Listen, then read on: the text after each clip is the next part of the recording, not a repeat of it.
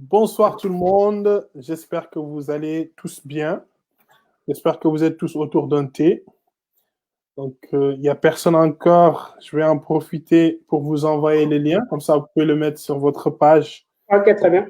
si vous le souhaitez. Et hop. On va profiter rapidement.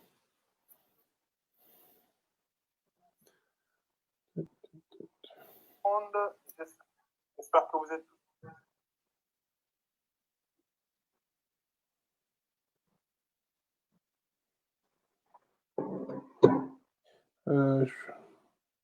je vais vous l'envoyer via Facebook, d'accord? D'accord, ok, ça marche. Je peux plus.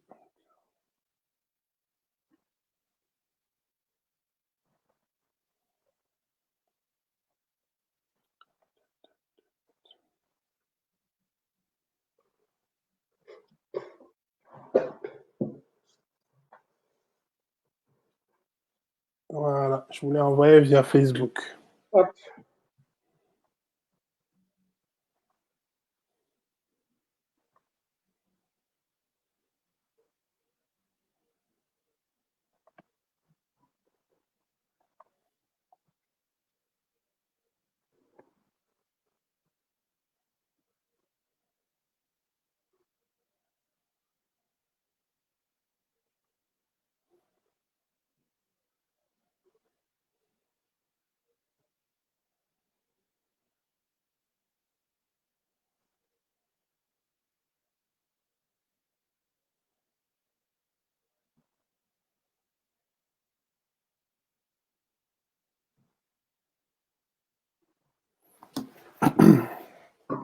Bon, bonsoir tout le monde. J'espère que vous allez tous bien.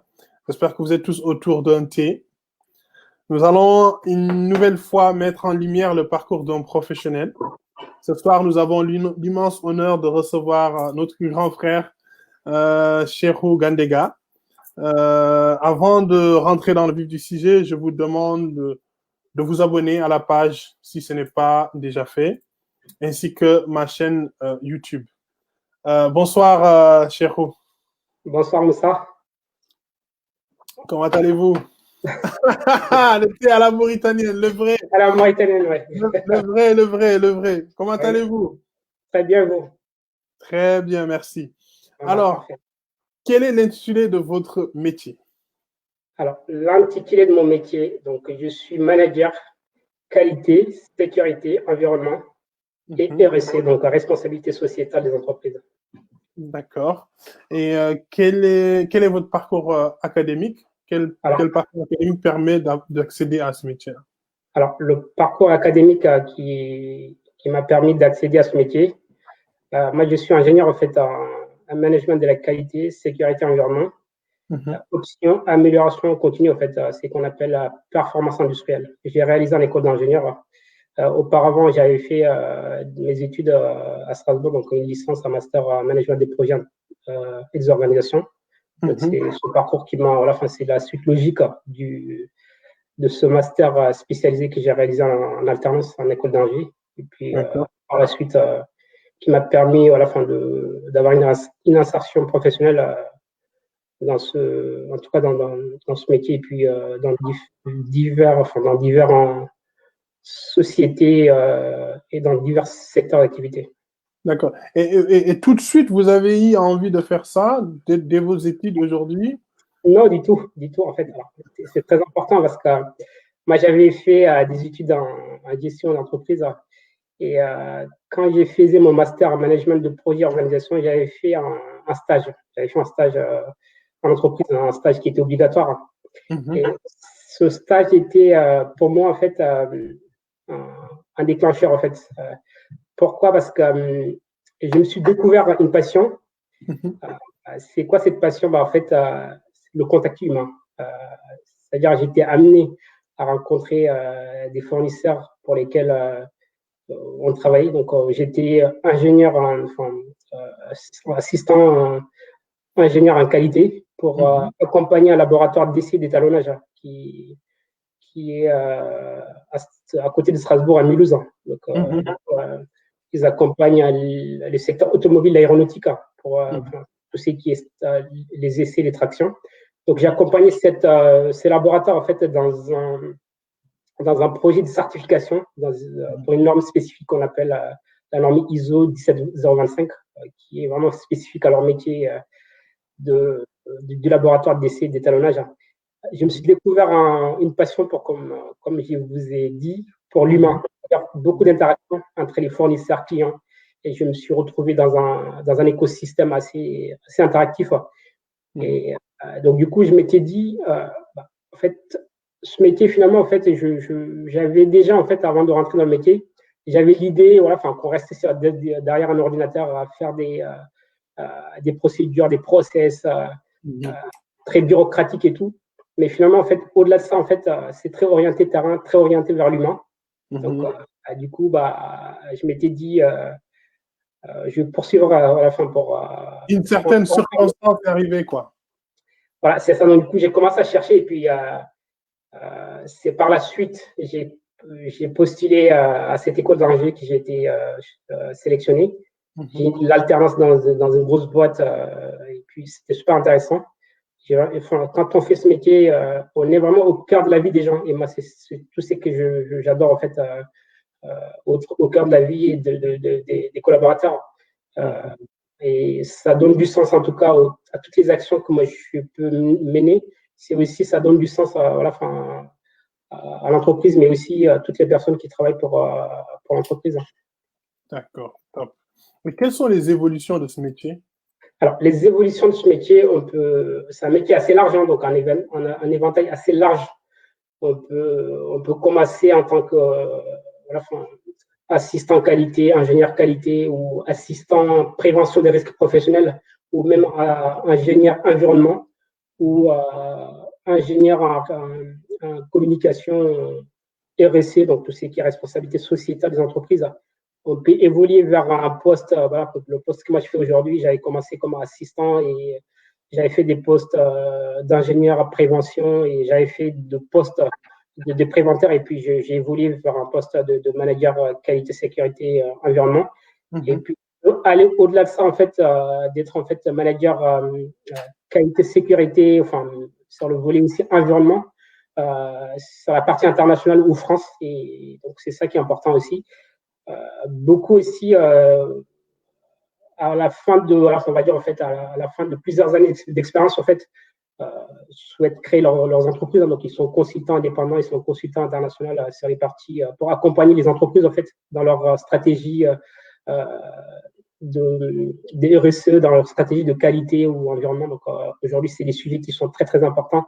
Surtout dans cette période du Covid. Donc voilà, toutes les entreprises ont besoin du sens, toutes les entreprises ont besoin en fait de revenir aux fondamentaux, c'est-à-dire mettre l'humain au cœur de la stratégie, mettre l'humain au cœur des préoccupations. Donc du coup, on a vraiment en fait beaucoup de possibilités, beaucoup de possibilités d'évolution dans ce métier. Et puis c'est un métier qui est très très tourné vers l'humain. Et puis moi, c'est comme je vous ai évoqué au début, c'est ça qui m'a vraiment fait. Ouais, c'est ça qui m'anime et puis c'est ça qui me fait lever tout le matin, on va dire. N'anticipez pas mes questions. Hein. et quel est le salaire d'un junior dans ce métier? Tout dépend parce que vous êtes, j'imagine, voilà, vous avez un cabinet de recrutement, donc du coup, vous devez connaître les fourchettes. Je pense, alors je vais dire un junior qui sort de l'école, on va dire entre 30 et 35. D'accord. 35. En sortant de l'école. En sortant de l'école. Entre 30 et 35. Après, ça dépend des secteurs, ça peut aussi baisser. Hein, donc, par exemple, quand on fait, il y a beaucoup de boîtes de consulting, voilà, peut-être qui recrutent aussi des juniors, donc peut-être qui proposent des salaires aussi bas. Et tout dépend en fait du secteur et tout dépend aussi, en tout cas, du projet d'entreprise en fait sur lequel on voudra s'inscrire. D'accord. Mais des salaires, ça reste entre 30 et 35 ans, généralement. En France, bien sûr. En France, bien sûr. Ouais. Top. Et là, on va passer sur des questions un peu plus personnelles. Et d'en savoir un peu plus sur M. Gandega. Oui. Qu'est-ce qui vous fait vous lever le matin? qu'est-ce qui me fait lever le matin? Une très bonne question. Je pense c'est la quête de sens parce qu'aujourd'hui, j'ai beaucoup plus de recul pour répondre à cette question. Vous m'aurez posé cette question il y a 5 ans derrière, je pense que j'aurais pas eu la réponse. Mais aujourd'hui, ce qui m'a fait lever le matin, c'est plutôt la passion pour le métier que j'ai fait, mais aussi la passion pour les gens, parce que je sais que tout ce que j'ai fait, j'apporte du sens aux gens, toutes les personnes avec qui je travaille. Mais c'est aussi l'enthousiasme, parce que moi, je pars du principe, si on n'a pas cette énergie d'enthousiasme, on aura du mal à se lever le matin parce qu'on n'ira nulle part. Donc, c'est aussi ça. C'est très important.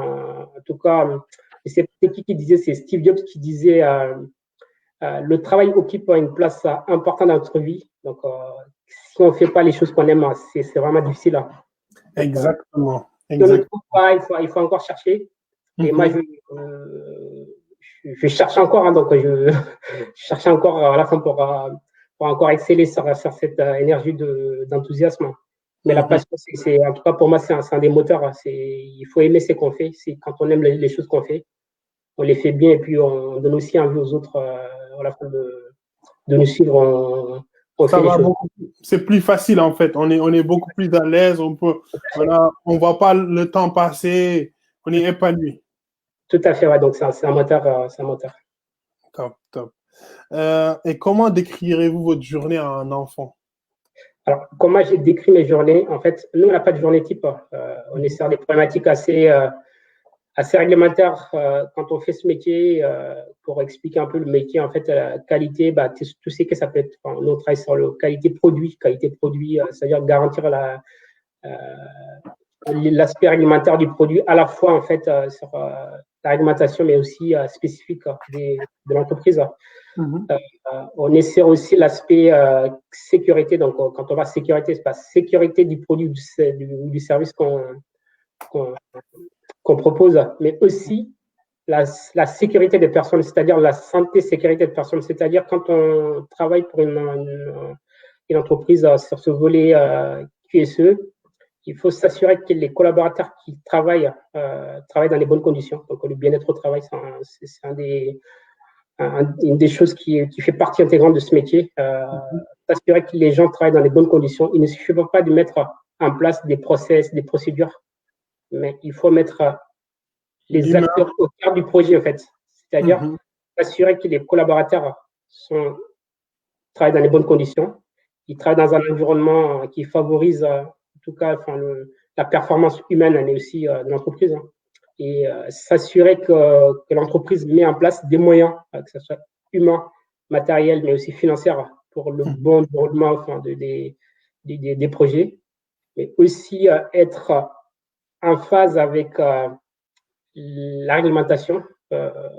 C'est-à-dire on a des audits qui sont réalisés, puis on n'est pas prévenu, donc qui viennent nous voir et puis qui nous disent qu'est-ce que donc voilà, en fait, c'est un travail qui demande beaucoup de rigueur et rien n'est acquis, en fait. Rien n'est acquis.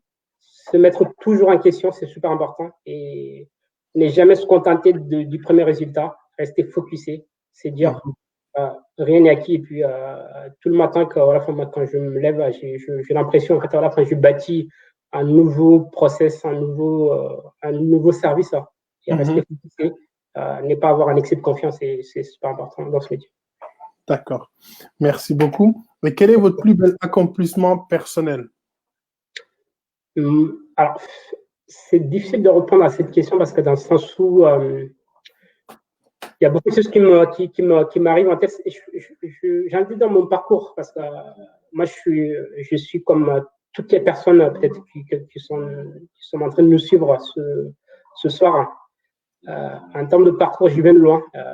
J'ai toujours dit, quand on est né, quand on est grandi dans des, on va dire en fait, dans des endroits qui n'ont pas de connexion avec l'extérieur, en fait, c'est difficile. Mais finalement, on a de la chance d'être né dans ces endroits parce qu'en fait, c'est un moteur. Moi, en tout cas, c'est mon cas.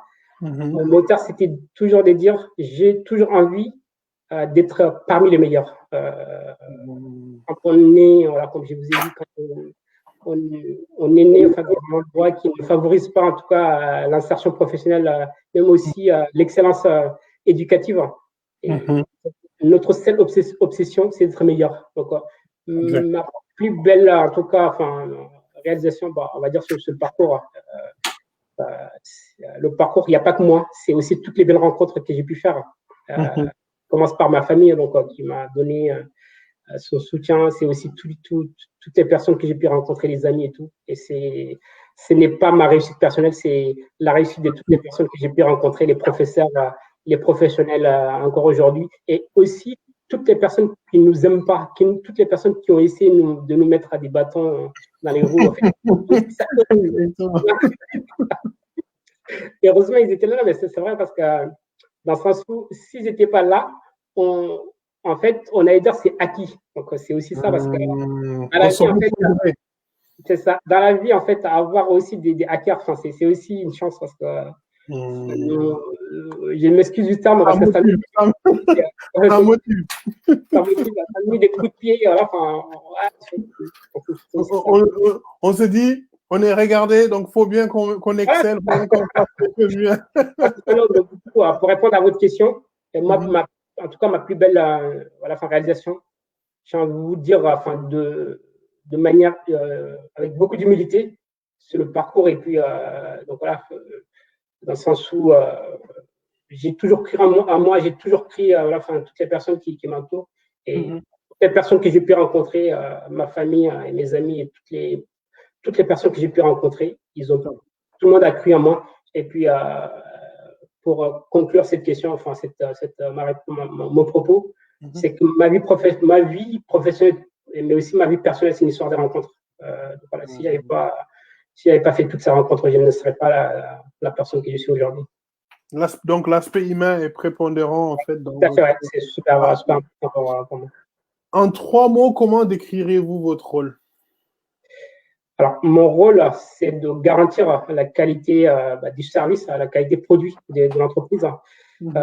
C'est aussi de garantir l'aspect réglementaire, donc, par rapport à tout ce qui est d'éviter le maximum possible pour qu'il n'y ait pas d'incident dans l'entreprise. Nous, on a, par exemple, en fait, on a des indicateurs qu'on appelle, on va mettre en place un indicateur pour réduire le taux d'accidentologie ou de taux d'incident. On dit en fait, 0 incident ou zéro accident. Et c'est des ambitions qu'on met en place pour pouvoir en fait agir en premier. Et ça, c'est très facile quand on parle de ça. Une entreprise ne peut pas se fixer un cap pour dire on ne peut pas avoir d'incident ou accident. Ça fait 7 ans, 8 ans que je fais ce métier. On ne peut pas garantir ça. Mais quand on investit sur ses collaborateurs, on investit sur les gens, ils seront acteurs en fait en tout cas toutes les choses qu'on pourra réaliser. On peut aussi accentuer peut-être, non? C'est ça, hein? Accentuer, c'est ça. Et moi, j'ai toujours dit le premier client d'une société, c'est avant tout son collaborateur, c'est les collaborateurs. Parce que c'est qui contribue en tout cas à la performance de l'entreprise. Le client achète la promesse d'une entreprise avec son argent, tandis que le collaborateur achète cette promesse avec une autre devise, qui est son engagement. Sans cet engagement, l'entreprise n'aura pas cette performance financière. Elle n'aura pas de satisfaction client. Donc, c'est le collaborateur qui contribue finalement en fait à exceller l'entreprise, à donner satisfaction, à rendre l'entreprise aussi compétitive. Donc, il convient de mettre l'humain vraiment en fait au cœur de la stratégie globale pour pouvoir en fait en tirer profit. Donc, du coup, très important. Donc, du coup, mon rôle, c'est ça. Mon rôle, c'est de garantir l'aspect alimentaire par rapport à la qualité et aussi la prévention des risques, c'est-à-dire la partie santé-sécurité au travail, mettre en place des actions du bien-être, mais aussi la RSE qui est aujourd'hui aussi au cœur des actions dans les entreprises, la responsabilité sociétale. Une entreprise aujourd'hui ne doit pas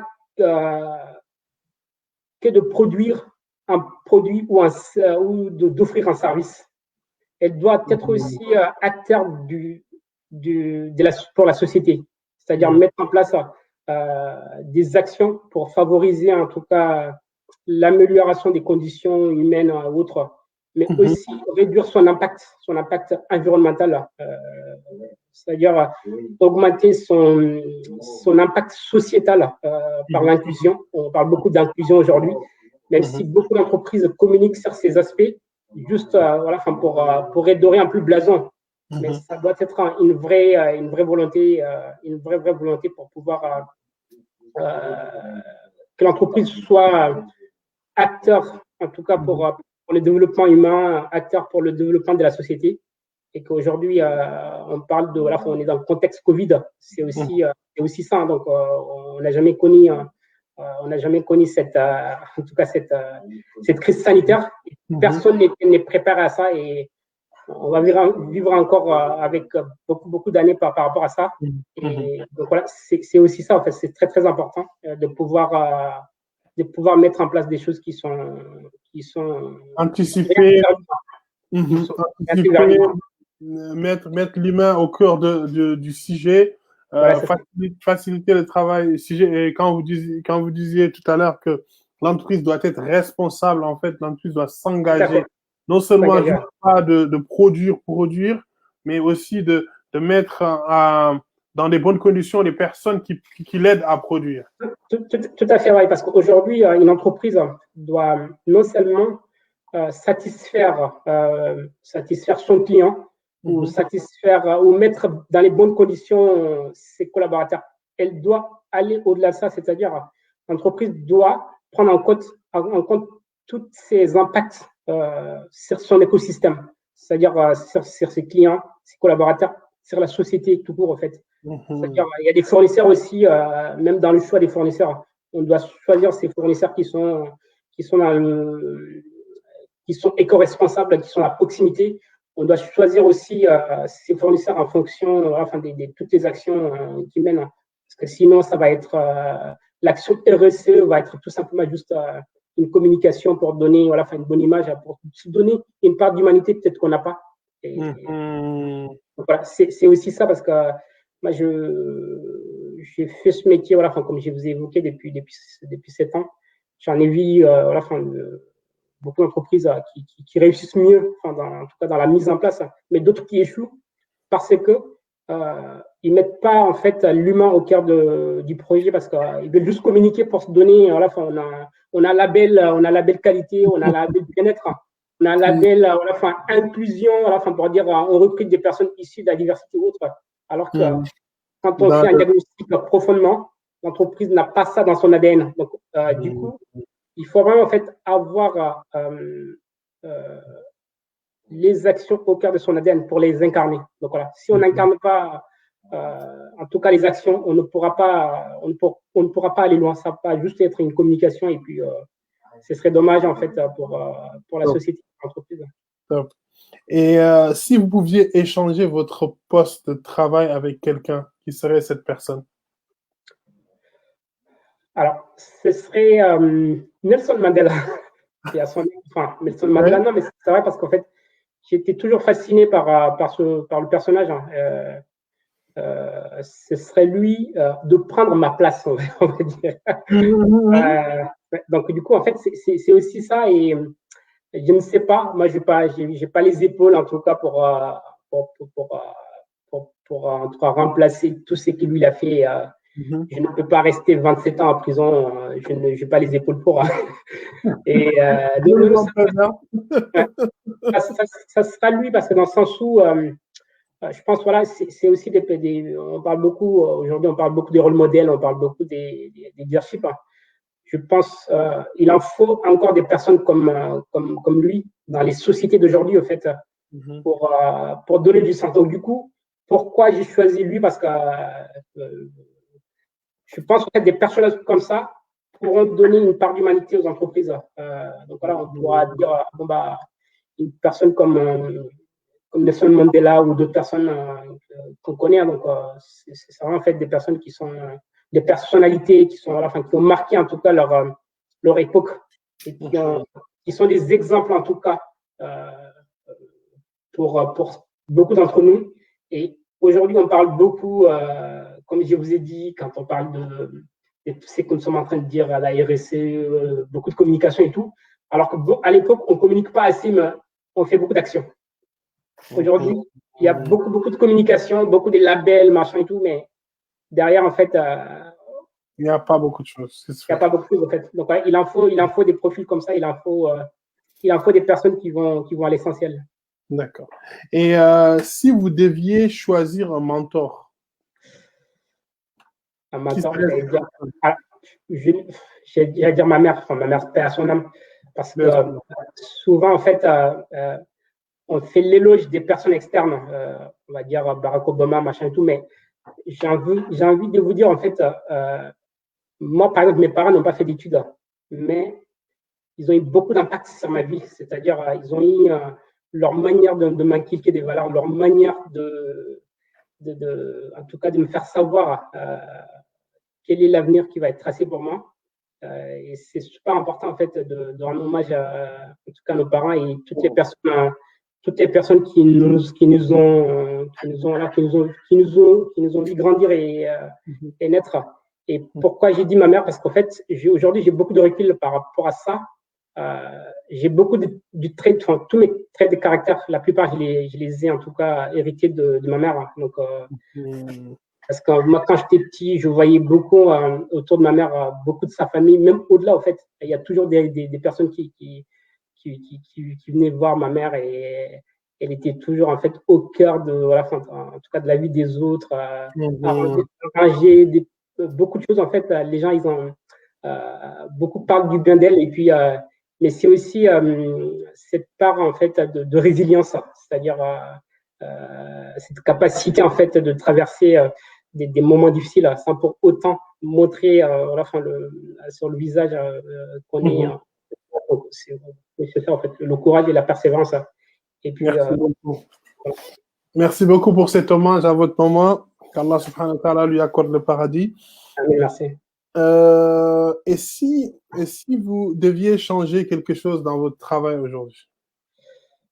Alors, s'il devrait changer une chose dans mon travail, ce serait, on va dire, la partie bureaucratique. En fait, nous, on est dans un métier dans lequel, en fait, on produit beaucoup de procédures, process, machin. On met en place beaucoup de règles, des règles de sécurité, des règles de qualité, des procédures qui découlent des normes, parce que nous, on est très normatif, hein, donc on va parler des normes ISO 45001, la norme ISO 45000 pour la sécurité, 9001 pour la qualité, d'autres normes, donc RSE 22000. Donc, il y a beaucoup de normes. Sauf qu'en fait, une entreprise peut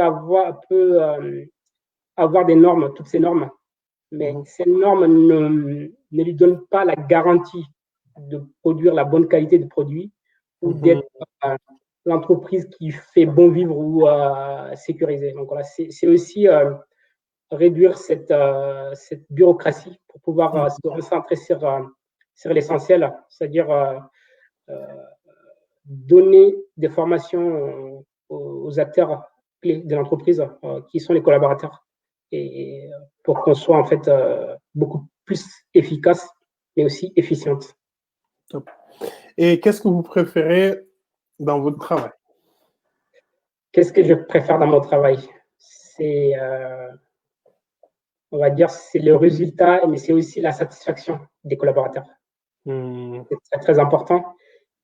Pour moi, ma plus belle journée, c'est quand je vois le sourire sur le visage de tout le monde. C'est quand je demande à tout le monde, est-ce que tout va bien? Par exemple, maintenant, depuis le Covid, on a mis en place un concept, non seulement pour parler travail, tous les matins à 9h, on fait des lives sur Teams, le café matinal. Donc voilà, c'est en tout cas, pour moi, c'est ma manière à moi de garder du lien avec les collaborateurs. J'évite en tout cas de parler travail pour pouvoir ne pas laisser personne au bord du chemin. C'est échanger avec les gens parce que beaucoup de personnes ont besoin de ça. Beaucoup de personnes sont isolées et on n'a pas tous en fait la même capacité de vivre les choses. C'est dans ce moment que les collaborateurs ont besoin de nous. C'est en ce moment que la société doit être, en tout cas, à leur côté et tout. Et pour nous, c'est très, très important. Et il ne suffit pas de dire il faut faire le travail. Mais nous, on va au-delà des mesures barrières qui ont été mises en place par le gouvernement. On va au-delà de ça. En fait, on a aussi notre manière de nous réinventer pour pouvoir en fait être à côté de nos collaborateurs pour les accompagner en tout cas à dépasser au-delà du processus qui est là, mais essayer de voir et dire juste à la personne, est-ce que ça va? Est-ce que vous allez bien? Est-ce qu'aujourd'hui vous avez tout ce qu'il faut? Est-ce que vous n'êtes pas isolé dans votre coin? Je pense que c'est des choses comme ça. Tout à fait. Donc, du coup, on a mis en place aussi beaucoup de choses liées au Covid pour que les collaborateurs soient acteurs au-delà de l'entreprise, pour qu'ils soient aussi porteurs d'un message au-delà de l'entreprise par rapport aussi à leur entourage. Donc, et pour qu'ils prêchent la bonne parole et pour qu'ils soient acteurs pour la société, c'est super important. Et donc, du coup, donc à la fin, s'il y a une chose que j'en suis fier, donc c'est vraiment en fait l'engagement collaborateur et la satisfaction collaborateur, c'est très très important pour moi. Dans tout ce que j'ai fait dans ma vie, je me fixe comme le seul défi que je me fixe, c'est de ne pas me départir du capital humain qui fait de ma force. C'est très très important pour moi parce qu'on ne fait rien tout seul. C'est très important, on ne fait rien tout seul. Tout ce qu'on fait, elle doit être destiné aux autres, sinon ça n'a pas du sens, en tout cas à mon niveau. Merci beaucoup. Et je pense qu'avec votre expérience, vous avez eu à gérer des nouvelles recrues ou des stagiaires. Quel est le conseil, vraiment le conseil idéal que vous donnez? En tout cas, vous pensez que c'est quelque chose d'important que chaque nouvelle recrue doit avoir? Alors, j'ai plusieurs conseils, mais je vais dire je vais vous en parler des essentiels.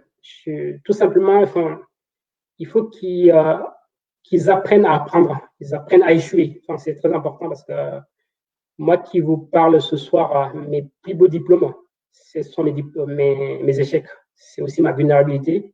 C'est aussi toutes les rencontres que j'ai pu faire. Croire en soi, de ne pas se considérer juste comme un candidat qui vient grossir les rangs, mais se considérer comme une personne qui est porteur des valeurs, porteur en tout cas des valeurs humaines, porte au-delà même des compétences techniques. C'est très important parce que les compétences techniques, ça peut s'acquérir, mais les compétences relationnelles qu'on a, c'est des choses qu'on apprend dans la vie de tous les jours. C'est l'école de la vie, c'est-à-dire c'est les amis, c'est la famille. C'est très important. Et croire en soi, c'est très important dans le sens où la confiance en soi, pour moi, c'est pas un trait de caractère. C'est aussi une chose qu'on va s'acquérir dans la vie de tous les jours. Généralement, quand on cherche du travail, on nous demande de l'expérience. L'expérience pour pouvoir faire des choses. Mais cette expérience, on ne peut pas l'avoir si personne nous donne la chance de pouvoir commencer. C'est très important. Donc aujourd'hui, il y a beaucoup de concurrence. Tout le monde beaucoup de personnes ont des diplômes dans les écoles d'ingénieurs, écoles des commerces. Beaucoup de candidats vont venir pour postuler. Beaucoup de candidats vont être en concurrence avec d'autres personnes. Et ce qui va être déterminant, en tout cas dans le process du recrutement, ce qui va être déterminant par la suite, ça va être leur capacité d'aller au-delà de leurs compétences techniques, au-delà de leur diplôme, au-delà de l'école, en fait, au-delà de la renommée de l'école. C'est-à-dire faire appel vraiment en fait, à leur valeur profonde, leur capacité d'avoir de l'empathie. C'est très important parce qu'on ne peut pas travailler dans une entreprise aujourd'hui sans avoir de l'empathie pour les autres. On ne peut pas travailler dans une équipe quand on n'a pas cet esprit d'équipe. On ne peut pas travailler aujourd'hui dans les entreprises apprenantes sans pour autant avoir cette capacité de se réinventer, c'est-à-dire être créative. Au-delà même, parce que quand on parle de créativité aujourd'hui, on fait référence au digital et tout, mais ça va au-delà de ça parce qu'on est vraiment en fait dans une période de mutation profonde. C'est aussi, on n'est pas que dans le digital, mais c'est aussi culturel. Capacité de travailler dans des environnements assez inclusifs, hein, c'est-à-dire des environnements enfin, qui ne cessent d'évoluer. Il faut en fait, il faut s'attendre à ça, c'est-à-dire avoir une capacité d'adaptation rapide. Parce que pour moi, quand je reçois un stagiaire, la seule chose que j'ai envie de lui dire, on ne lui demande pas d'être la personne la plus intelligente, mais d'être la personne qui a cette capacité de s'adapter rapidement à l'environnement, aux interlocuteurs, mais aussi à tout le process, en tout cas de l'entreprise. Top. Monsieur Bakary Camara, on posera les questions un peu plus tard. Je note votre question. Quelle est la dernière fois où vous avez ri aux larmes, grand frère? Tous les jours, moi, je suis quelqu'un, ceux qui me regardent, ils me connaissent, moi, je suis quelqu'un qui rit beaucoup, donc du coup. Ça, c'est bien, ça. Avoir une petite soupape de décompression. Non, j'en fais toujours parce que j'ai beaucoup d'amis qui m'envoient des blagues. Et puis, la dernière fois que j'ai beaucoup ri, parce que c'était juste après la libération de Sophie Petronin. Oui. J'avais mis un dessin d'illustration, comme quoi, en fait, elle voulait repartir au Mali et Macron qui courait derrière. Mais Sophie, il faut faire du télétravail, donc voilà, c'était marrant. Et je trouve ça, c'était bien illustré par rapport à la contexte. Donc, par rapport au contexte. Ok. Quelle est votre philosophie de vie? Ma philosophie de vie, c'est oser. Tout simplement, parce que le mot qui m'incarne avant tout, c'est oser. J'ai toujours pris des risques. C'est-à-dire, je me suis toujours considéré, même en étant au plus bas, en tout cas de l'échelle que j'étais avant, hein, je me suis toujours considéré comme étant dans une zone de confort. Je me suis toujours mis en risque. Et c'est ça qui m'a amené de sortir, en tout cas, de mon écosystème qui est ma Mauritanie natale pour venir ici en France. Et puis, et c'est aussi, on parle de rien, comme beaucoup de personnes comme moi, beaucoup des personnes, que ce soit en Mauritanie ou autres, qui viennent ici en France. C'est aussi notre manière, en tout cas, de nous mettre en risque au-delà de partir à l'étranger. Et c'est aussi l'enthousiasme. L'enthousiasme, dans tout ce que j'ai fait dans ma vie, j'ai mis du cœur. Pour donner l'envie aux autres de me suivre. C'est aussi ça c'est la chose qui me caractérise dans la vie de tous les jours. Avoir un impact. D'avoir un impact. Tu as touché le mot peut-être qui incarne. Et puis l'impact, on ne peut pas créer l'impact si on ne se met pas au service des autres. Et ma philosophie de vie, c'est aussi de ne jamais me victimiser. La victimisation, pour moi, à mon sens, en fait, c'est se mettre en fait, c'est se mettre en fait dans une position délicate, parce que quand on est victime, les deux seules choses qu'on va recevoir en retour, c'est la compassion et c'est la pitié. Les gens, ils vont compatir à notre sort, ils vont avoir pitié de nous. Et quand on a pitié de nous, quand les gens compatissent à notre sort, on ne peut pas les impacter positivement. Voilà, moi, c'est ma philosophie de vie, en fait. Mais jamais, quelle que soit la position que je vais, quelle que soit ma position, jamais je ne me victimerai, enfin, je me victime. Ça ne me portera rien en retour, en fait, que de la compassion et de la pitié. Je n'ai pas envie de ça, en fait. J'ai envie d'impacter, en tout cas, la communauté de façon positive. Et du coup, pour moi, il faut toujours dire alhamdoulilah, c'est qu'on a, c'est déjà une grande chose. Hein. Encore une fois, hier, j'en parlais avec mes collaborateurs. J'ai dit, on parle du Covid. Et dit, nous, on a vraiment fait une chance d'avoir encore la bonne santé, de ne pas être dans un lit d'hôpital. Si on pense à toutes ces personnes qui sont sur leur lit d'hôpital et que nous, on a encore la bonne santé, on ne se rend pas compte en fait que la vraie richesse, c'est des petites choses. C'est la santé, c'est en fait le bonheur. C'est toutes les personnes qui nous aiment, qui nous qui nous entourent. Qui sont autour de nous et qu'on ne prend pas le temps de profiter d'eux. Tout à fait. Et donc, pour conclure mon propos, c'est aussi de dire, je me suis toujours focalisé sur les choses que je maîtrise. Les autres, je ne peux pas empêcher les gens de me suivre. Je ne peux pas empêcher les gens de me critiquer. Ça, je ne maîtrise pas. Je ne touche pas, en fait. Je m'en fous de tout ce qu'on peut dire derrière moi ou tout ce qu'on peut dire de moi. Ça ne me regarde pas.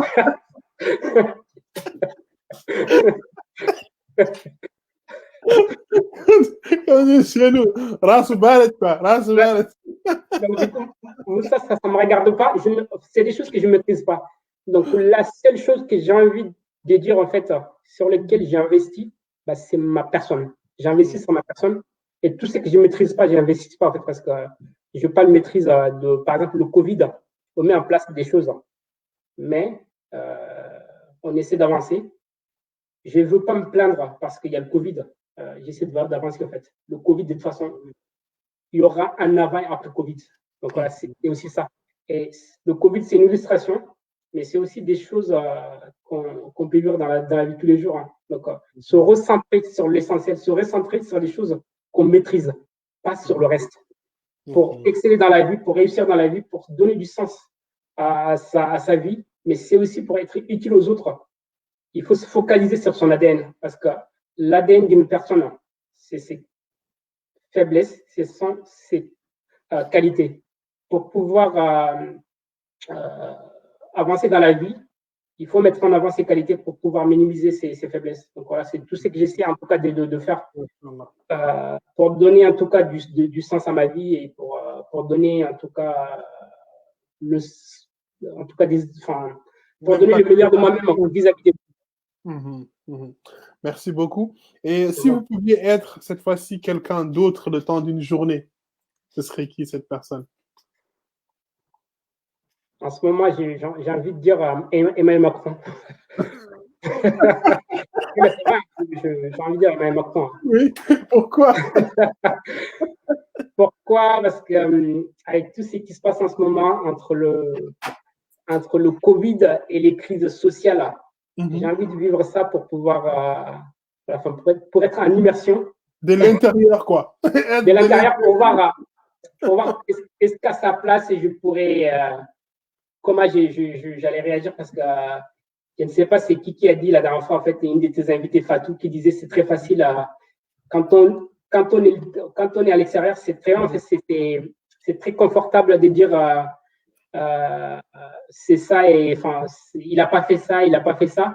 Je pense qu'il y a un proverbe soninké qui dit, j'essaie de traduire, qui dit en fait on est tous héros de la guerre qu'on n'a pas vécue, en fait. Ça, c'est joli, ça. Ça, c'est vraiment joli. Chacun va dire si j'étais là, j'allais faire ça. Si j'étais là, je vais faire ça. Donc, du coup. Autour d'un thé, quoi. Autour d'un thé. Autour d'un thé, voilà. C'est facile de dire autour d'un thé, j'allais faire ça, j'allais faire ça. Ça, c'est très intéressant. Je retiens ce proverbe-là qui est très, très, très intéressant. Et quel a été l'impact du Covid sur votre travail? L'impact du Covid sur notre travail, nous, on est vraiment au cœur de tout ça parce qu'il y a un aspect prévention des risques professionnels donc, dans le travail. Hein, donc, nous, on est les garants de mettre en place des actions de prévention pour la santé, la sécurité des collaborateurs, mais c'est aussi pour on va dire, la santé de toutes les personnes qui travaillent avec nous, que ce soit des prestataires, en tout cas tout l'écosystème. Donc le Covid pour nous, c'était super intéressant et à la fois, l'impact, c'est aussi, il fallait revoir tout le mode de fonctionnement. Donc on a dû tout de suite se réinventer et puis mettre en place des choses et revoir les process au-delà de la procédure du ministère de la Santé, mettre en place des choses qui sont spécifiques à notre métier, qui sont spécifiques à l'environnement. Et tout de suite, il faut mettre des personnes en confiance. C'est de l'accompagnement. On est sur l'aspect risques psychosociaux. Donc, c'est ça, en fait. même si les personnes qui ne sont pas, je suis lié à des confidentialités, non, mais je ne peux pas dire certaines choses. Mais beaucoup de personnes, toutes les personnes qui sont impactées, c'est notre rôle de les contacter pour savoir s'ils étaient en contact avec d'autres personnes de l'entreprise. D'accord. Des actions. Mais c'est aussi l'aspect risques psychosociaux, c'est-à-dire accompagner mettre en place ce qu'on appelle un plan de reprise d'activité. Ça, c'est des confinements par rapport à la prévention des risques. Donc, du coup, lors du premier confinement, on a mis en place un plan une communication de crise pour gérer, en tout cas en interne, tout ce que ça peut avoir un impact sur le métier, en tout cas sur globalement. Et puis, on a pris des dispositifs. On a accompagné tous ces collaborateurs pour ne pas laisser personne au bord du chemin. Et puis, le plus difficile, en fait, c'est le management à distance. C'est très, très. C'est aussi. On a parlé tout au long de cet entretien, les valeurs humaines. Et puis, en fait, moi, j'ai envie de vous dire, le Covid a révélé beaucoup de leadership, c'est-à-dire des personnes. Le Covid a mis en lumière des leaders, peut-être qu'on n'aurait pas eu s'il n'y avait pas le Covid. Le Covid a mis en lumière les capacités relationnelles de certaines personnes peut-être qui n'étaient pas valorisées dans les entreprises. Et le Covid nous a montré que les métiers les plus essentiels, ce n'est pas celles qui sont considérées comme essentielles dans l'entreprise. C'est-à-dire les métiers qui sont mal payés dans l'entreprise, finalement, ce sont ces métiers qui sont indispensables à la vie de tous les jours, dans la vie de tous les jours. Donc, voilà, c'est pas moi qui le dis, donc du coup, je pense que ça a été prouvé par tout le monde. Et là où la dimension humaine prend tout son sens, donc revenir aux fondamentaux. Donc voilà, nous, dans notre métier, on a un métier assez large, donc on a eu beaucoup d'impact. Et puis, alhamdoulilah, on a pu gérer au mieux, et puis on a mis en place des actions, pas que pour mettre des actions en place pour dire qu'on a fait notre travail. On est allé vers les gens, on est encore auprès des gens pour pouvoir les accompagner à traverser cette période difficile et mettre en place des actions vraiment faites en permanence, ajuster en tout cas tous nos process en fonction de l'évolution de la crise sanitaire et anticiper même au-delà de la crise. Top. Déjà, il y a le frère Bakary Souleymane Kamara qui dit qu'il a des problèmes de connexion, mais ce qui l'empêche de regarder notre. D'accord. Merci beaucoup déjà d'être là. Vraiment, c'est un grand plaisir. Un grand merci. Big up Bakary. Et là, c'est une question qui me tient beaucoup à cœur. C'est le problème de l'immigration clandestine. Je ne sais pas si vous avez suivi l'actualité récemment. Oui, tout à fait. C'est vraiment catastrophique. Quel conseil, même si vraiment on ne peut pas les juger, on peut pas. Et si on avait peut-être un conseil ou peut-être une initiative qui pourrait peut-être empêcher ou bien dire à nos frères et sœurs qui prennent ce risque-là, OK, je reste au pays, mais j'ai quelque chose à faire. D'accord. Ce serait quoi votre conseil à cette jeunesse? Alors, mon conseil, en fait, nous, on est dans une position assez délicate, assez confortable. C'est-à-dire, je pense la plupart de ces jeunes qui traversent la Méditerranée au péril de leur vie, tout en chacun, moi j'en suis responsable, tout en chacun, en tout cas, on est tous responsables de ça. Et je pense mon propos ne sera pas un conseil, en fait, ça sera en fait une veille de conscience collective. C'est-à-dire tout le monde doit se remettre autour de la table, tout en chacun doit prendre ses responsabilités. Ce serait très facile en fait pour un jeune qui est, j'en suis conscient de ça parce que là, c'est aussi, j'ai vécu en Mauritanie et puis la Mauritanie, voilà, c'est la Mauritanie qui m'a vu naître, qui m'a vu grandir, et puis c'est l'Afrique qui m'a vu naître, qui m'a vu grandir. Et je n'ignore pas les raisons qui poussent les gens à partir. C'est pas un plaisir de se mettre dans un bateau et puis pour traverser la mer et puis donc voilà, et tout le monde sait que l'Europe n'est plus un Eldorado. On n'a plus besoin de dire ça, en fait. Maintenant, qu'est-ce qu'il faut faire? C'est-à-dire, les personnes de la diaspora qui sont ici en Europe. Je pense qu'on est les premiers responsables de ces fléaux. Parce que les gens, ils ne se mettent pas dans les bateaux tout seuls. Hein. Donc, derrière, il y a des cotisations, derrière, il y a l'argent qui est envoyé. Ça, il faut le dire. Hein.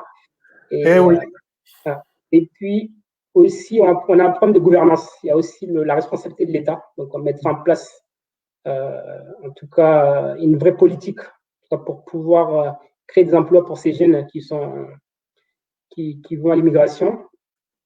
Et puis, la responsabilité aussi, les familles qui sont sur place. Et tout le monde est responsable, finalement. Donc, du coup, moi, mon conseil, en tout cas, mon niveau, c'est que j'ai envie de vous dire, en tout cas, c'est que on doit, en fait, prendre conscience et se dire que l'Europe n'est pas le seul destiné pour réussir dans la vie, en fait. En plus, au péril de sa vie. Mm-hmm. Et que chez nous, on a une chance, on peut faire beaucoup de choses, mais après, quand on parle de ça, quand on parle des projets, on parle tout de suite chez nous, on parle d'argent. Quand on dit il faut faire ce projet, tout de suite, les gens ils vont dire, mais on parle d'argent. Parce qu'avant de pouvoir parler argent, il faut avoir une vision. Quand on n'a pas de vision, on peut nous donner des millions, mais on n'ira nulle part, en fait. On va faire un projet et dans 2, 3 mois, 1 an, on est en faillite parce qu'il n'y a pas de vision derrière. Chez nous, on doit créer des vrais projets de société. C'est-à-dire, on doit remettre en question notre modèle de société. En Mauritanie, aujourd'hui, moi, j'en ai parlé avec un ami par rapport à l'autosuffisance alimentaire. Mm-hmm. Vous imaginez si la Mauritanie est coupée du Sénégal, du Maroc et du Mali, on va mourir de faim parce que tout vient de l'extérieur. C'est pas normal. On doit créer en fait des économies, des économies alternatives, en fait, des économies circulaires pour se suffire nous-mêmes. C'est très très important et que je pense beaucoup de jeunes comme vous et comme d'autres personnes aujourd'hui, comme vous et moi et d'autres personnes, beaucoup prennent la conscience aujourd'hui de ce fléau. C'est aussi notre rôle à nous d'aller sur le terrain. On doit faire le fait inverse, c'est-à-dire aller en Afrique. Exactement. Ça ne suffira pas de dire rester ici, en fait. Oui, c'est ça. On doit amener quelque chose. On ne doit pas amener genre des belles voitures et puis dans des beaux restos. Économiser 2-3 ans, venir là-bas avec le petite économie là et dire aux gens, allez, tiens ça. Donc, du coup, pour moi, en fait, ça commence par nous. Si j'ai un conseil à donner, le conseil, ça doit s'appliquer à nous. On doit aller sur place, on doit aller dans notre pays d'origine. C'est-à-dire qu'aujourd'hui, on ne doit pas considérer notre pays d'origine, notre rapport à ces pays d'origine doit aller au-delà de l'image figée affective qu'on a, en fait.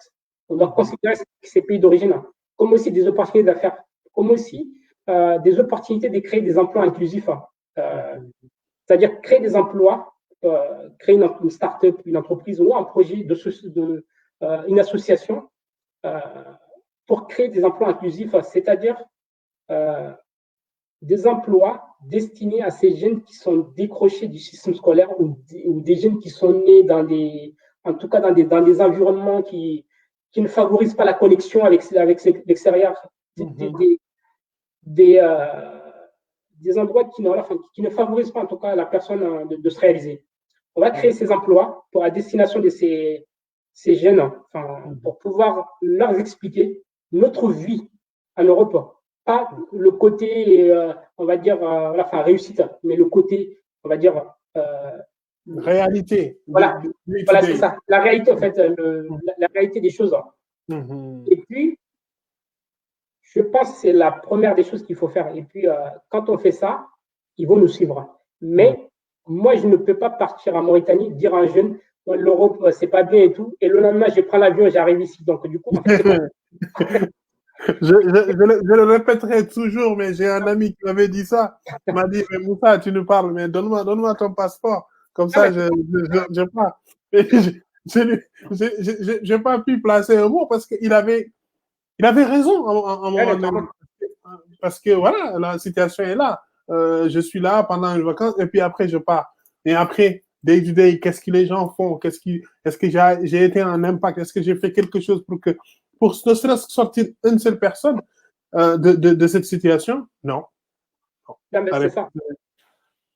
Donc, du coup, nous, à notre niveau, en tant que diaspora, on critique on n'assume pas notre responsabilité parce qu'on dit ah, c'est la faute de l'État ne crée pas d'emploi et tout, mais qu'est-ce que nous, on fait?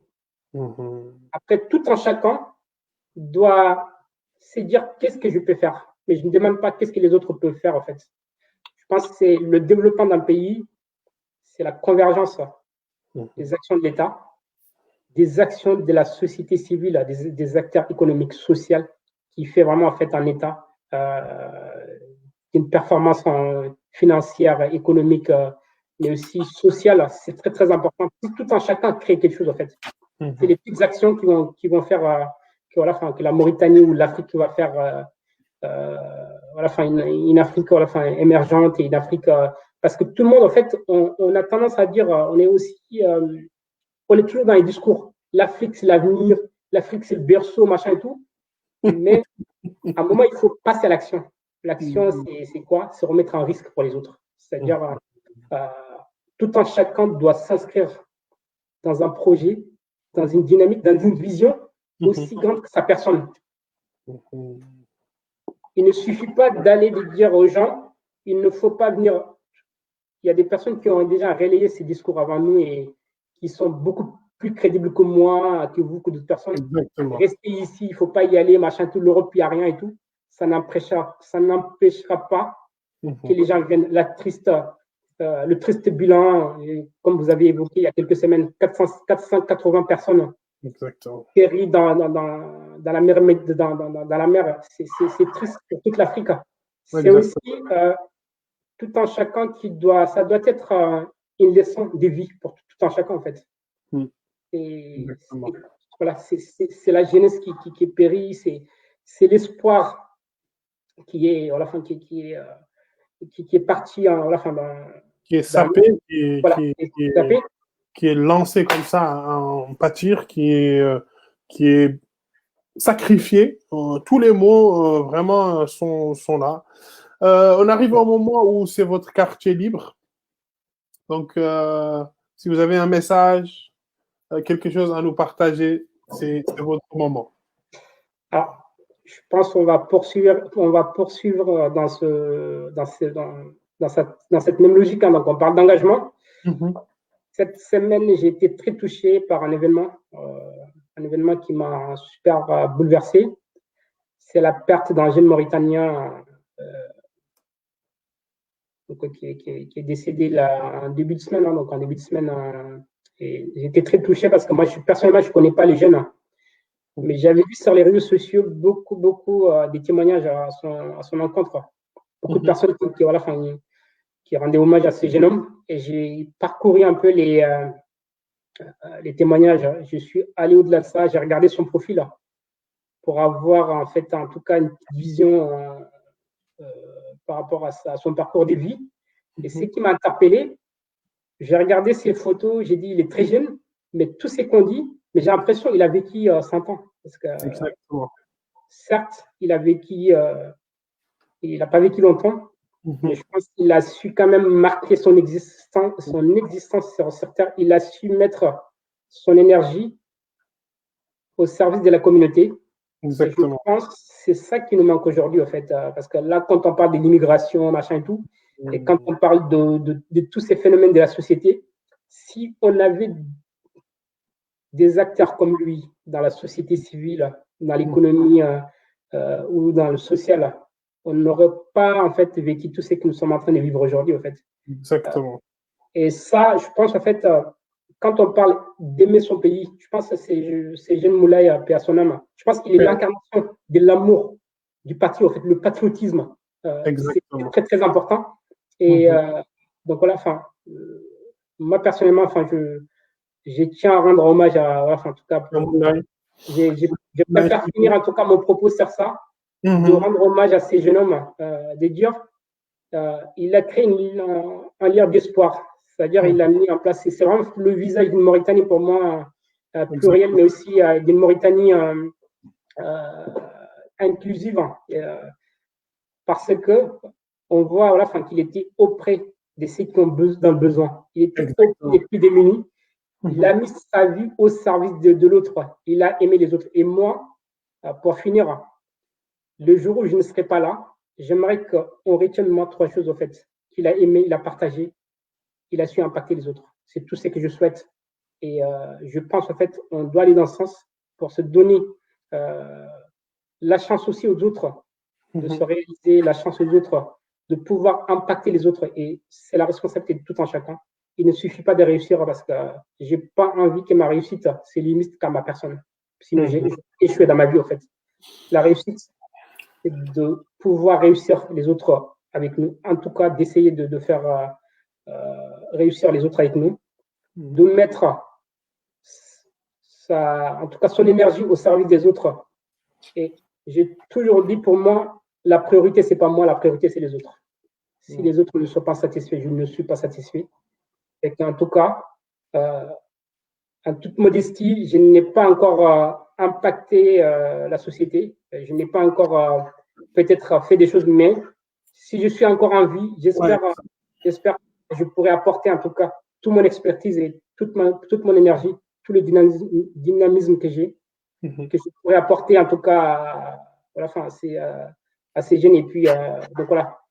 Merci beaucoup. Voilà, c'est ça.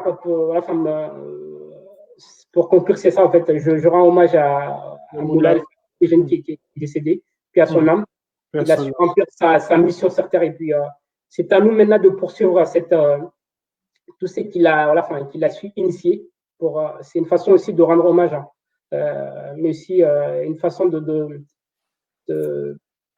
dire en fait que la Mauritanie, c'est aussi ça la Mauritanie en fait, cette inclusion culturelle, et puis c'est une chance. Il faut cette pluralité qu'il a vécu vraiment, parce que comme vous le dites, je le connaissais pas aussi non plus, mais quand j'ai vu que toute la Mauritanie, en fait, il faisait Mauritanie.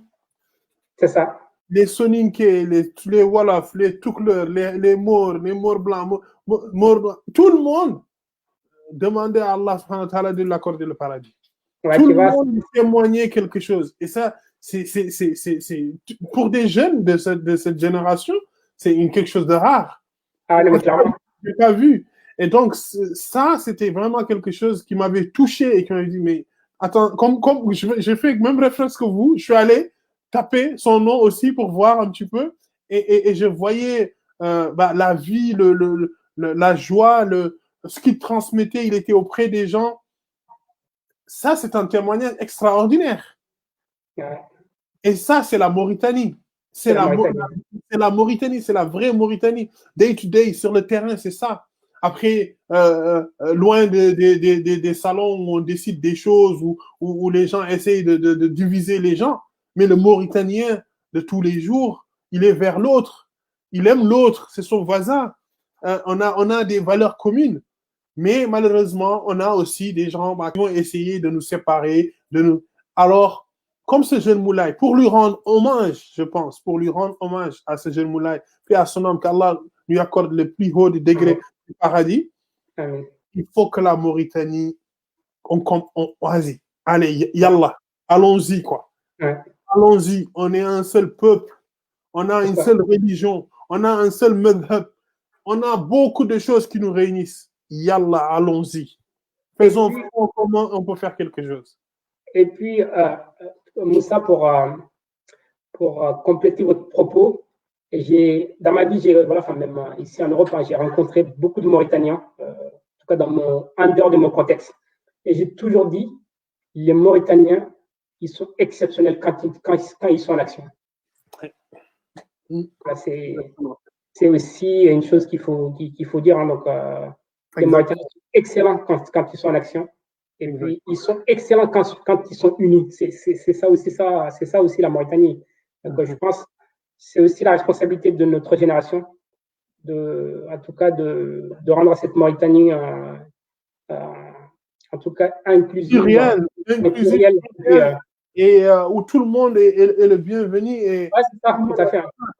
Tout le monde a tout en chacun a sa responsabilité. Tout en chacun est responsable, en tout cas, de cette unité nationale et tout en chacun est responsable au-delà. En fait, moi, je suis profondément panafricain. Je suis profondément, on va dire, voilà, enfin, le patriotisme économique et tout ça, franchement, c'est aussi ça des choses qui m'animent. Et puis, donc voilà, j'ai toujours dit, en fait, la Mauritanie m'a tout donné. Je pense, j'en suis conscient qu'il est aussi de mon rôle de rendre tout ce qui m'a été donné. Et puis, donc, ça fait partie en tout cas de mon engagement et puis de ma vision des choses. Et puis j'espère, voilà, avec d'autres personnes. Et puis, comme encore une fois, on ne fera rien tout seul. On le fera avec les autres et puis ça sera destiné aux autres. Donc c'est ça qu'on va créer du sens. Et puis espérons qu'on va créer des belles choses et puis qu'on va créer des synergies et puis on va rendre la Mauritanie la fière et puis on va rendre la Mauritanie c'est possible. Beaucoup plus il faut y croire, travailler, il faut y croire et travailler et c'est bien possible. C'est bien possible. C'est bien possible. Au-delà de tous les différences, les petites querelles de gauche à droite, on peut faire quelque chose. On peut faire quelque chose. On va prendre la question juste de Bakary. Même s'il n'a pas une bonne connexion, il aura peut-être le temps de le regarder l'autre parce qu'il était quand même une des premières personnes à être là depuis le départ. Merci beaucoup, Bakary. Il demande, la question est la suivante. Bonsoir. Ma question, pourquoi la qualité et sécurité environnement n'est pas toujours introduit dans les stratégies des entreprises ou organisations en Mauritanie? Est-ce que c'est le contexte qui ne favorise pas cette culture? Très bien. Très, très bonne question, Bakary. Franchement, c'est une super bonne question. Je me suis toujours posé cette question et étant moi-même ici en Europe, je suis en connexion avec des professionnels qui sont dans le QSE en Mauritanie et c'est aussi ma manière de partager les bonnes pratiques, aussi bien partager leurs bonnes pratiques avec moi et que j'en partage aussi avec eux. Connaître aussi comment le QSE est déployé sur place, alors que je pense que la Mauritanie, comme toute l'Afrique, fait partie en tout cas des pays du monde où il y a plus de morts sur les chantiers du BTP, mais aussi les conditions du travail des employés ne sont pas meilleures et que les produits de nos pays ne sont pas reconnus à l'international parce qu'en fait, qu'ils ne respectent pas les standards internationaux. Et puis, je pense que sa question est très légitime et et mérite d'être posée. Et que, donc oui, bien sûr, en fait, aujourd'hui, je pense que cet aspect QSE n'est pas très développé dans nos sociétés en Mauritanie parce que peut-être c'est considéré comme une contrainte parce qu'elle n'est pas en fait, elle n'est pas imposée comme ici en Europe. Par exemple, pour répondre à la question, moi, mon premier stage que j'ai réalisé dans le laboratoire, pourquoi ce laboratoire a fait ce projet? Parce que c'est son client principal qui l'a demandé d'être certifié à cette norme, sinon le contrat sera rompu. D'accord. Donc, du coup, les entreprises mauritaniennes ne sont pas encore soumises à des pressions peut-être externes pour pouvoir certifier leur process, cet aspect QSE, qui est qualité, sécurité, environnement. Donc, la qualité produit, la qualité service, c'est super important parce qu'aujourd'hui, quand on parle dans nos entreprises, peut-être beaucoup de choses ne sont pas respectées. Si on avait, en fait, en tout cas cet aspect QSE, on a des références, on a quand même une base qui va nous permettre d'organiser en tout cas nos process, d'organiser toutes nos procédures en interne et mettre des règles, mettre en tout cas une culture. Je pense aussi que c'est une question de culture parce qu'une entreprise, c'est avant tout l'ADN. Donc, du coup, je pense avant que les entreprises mauritaniennes prétendent à certifier les normes ISO ou autres, il faut qu'elles travaillent d'abord en amont sur leur ADN. C'est-à-dire qu'il y a un ADN, créer une culture, des principes. Et c'est sur ça que l'entreprise va se distinguer d'autres entreprises par rapport à son secteur d'activité, qui va se distinguer de ses concurrents.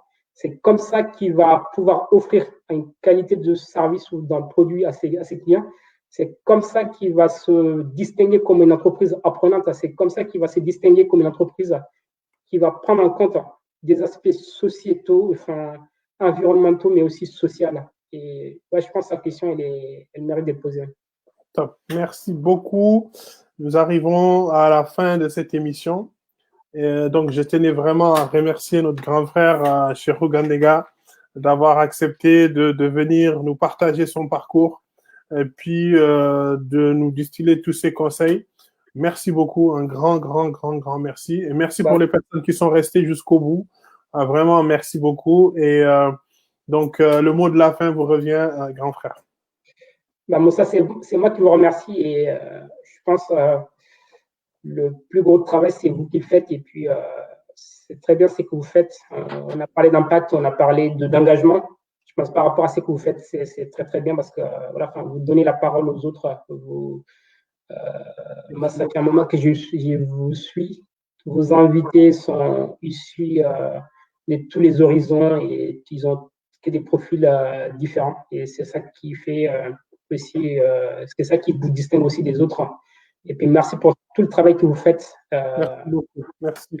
C'est super intéressant et continuez le travail. Et puis, je pense, en fait, comme le proverbe dit, en fait, je pense que seul on va plus vite, mais c'est ensemble qu'on va plus loin. Donc, unissons nos forces, unissons en tout cas nos actions pour pouvoir créer des choses concrètes et puis créer du sens pour la communauté. Merci beaucoup, grand frère. Et puis, bonne soirée à tout le monde. Et puis, à très bientôt aussi autour d'un thé. Bonne soirée, Moussa. Allez, au revoir, merci.